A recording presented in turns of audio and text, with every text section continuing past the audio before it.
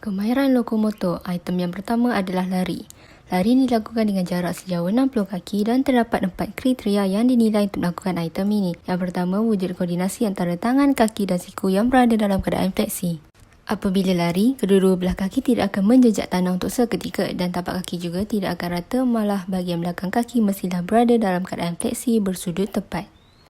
Item kedua dikenali sebagai congklang ataupun galap. Item ini dilakukan dengan jarak sejauh 25 kaki. 4 kriteria yang dinilai bermula pada fasa lonjatan iaitu siku mestilah berada dalam keadaan fleksi dan berada di paras pinggul.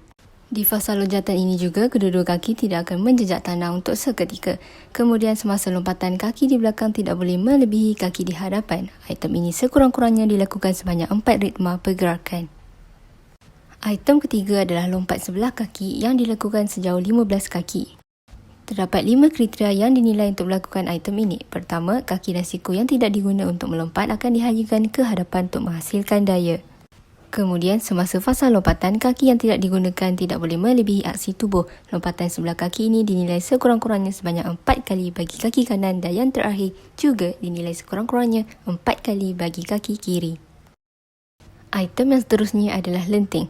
Lenting dilakukan dengan jarak sejauh 20 kaki. Terdapat 3 kriteria yang dinilai untuk melakukan item ini. Pertama, lonjakkan sebelah kaki dan mendarat dengan menggunakan kaki yang berlainan. Kedua, kita dapat lihat semasa kaki dilonjakkan, kedua-duanya tidak menjejakkan ke tanah untuk seketika dan ianya lebih lama berbanding lari. Posisi bahagian tangan pula turut lurus ke hadapan selari dengan koordinasi kaki. Item yang kelima dipanggil sebagai lompat jauh berdiri. Jarak bagi lompat jauh berdiri dilakukan sejauh 10 kaki. Terdapat 4 kriteria yang dinilai untuk melakukan item ini. Antaranya adalah ketika posisi bersedia. Lutut berkeadaan fleksi dan tangan berada dalam keadaan ekstensi penuh ke belakang. Kemudian semasa lompatan, tangan diayunkan ke hadapan untuk mencapai ekstensi penuh ke atas. Kriteria ketiga yang dinilai adalah lonjak dan mendarat kedua-dua kaki dengan serentak dalam masa yang sama. Yang terakhir, tangan dibawa ke bawah ketika mendarat. Item seterusnya adalah lari sisi. Jarak item ini dilakukan adalah sejauh 25 kaki. Lari sisi mempunyai 4 kriteria yang perlu dinilai. Pertama, posisi bahu badan perlu bergerak selari dengan garisan. Kedua, langkah sisi perlu diikuti dengan kaki sokongan di mana kaki sokongan akan berimitasi dengan kaki yang memerlukan pergerakan.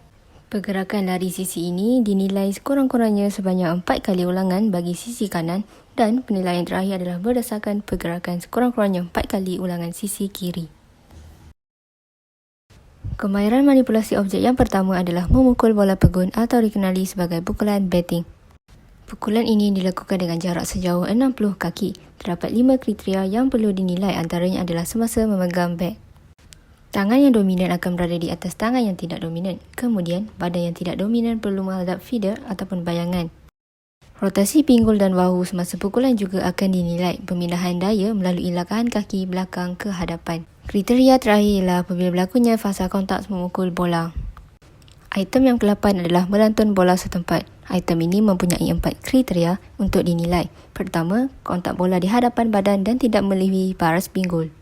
Kedua, bola dilantunkan atau disebut sebagai dribble dengan jari. Kemudian, kontak bola di hadapan kaki yang bersebelahan dengan tangan yang melantun.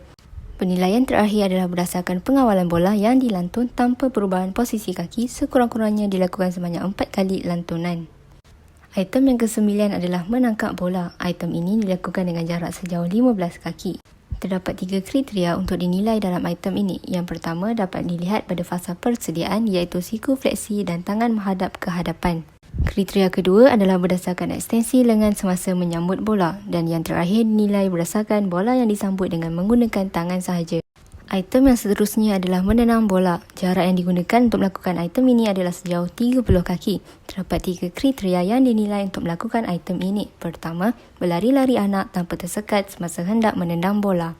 Seterusnya, langkah akhir kaki dipanjangkan semasa hendak menendang bola dan kaki yang tidak menendang perlu berada di belakang sedikit pada sisi bola.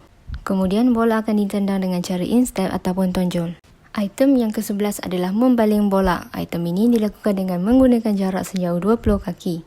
Terdapat 4 kriteria yang perlu dinilai untuk melakukan item ini. Yang pertama dinilai adalah tangan yang membaling dan membuat hayunan di bawah pinggul. Yang kedua, rotasi bahu dan pinggul ke arah sasaran. Yang ketiga, pemindahan daya kaki iaitu kaki yang berlawanan dengan tangan yang membaling dipindahkan ke hadapan. Kriteria yang keempat dinilai adalah mengikut lajak dengan tangan yang membaling menyilang di hadapan badan. Item yang terakhir adalah mengguling bola. Jarak yang digunakan untuk melakukan item ini adalah sejauh 25 kaki. Terdapat 4 kriteria yang perlu dinilai, antaranya adalah tangan yang dominan menghayun bola di bawah paras pinggul dan belakang.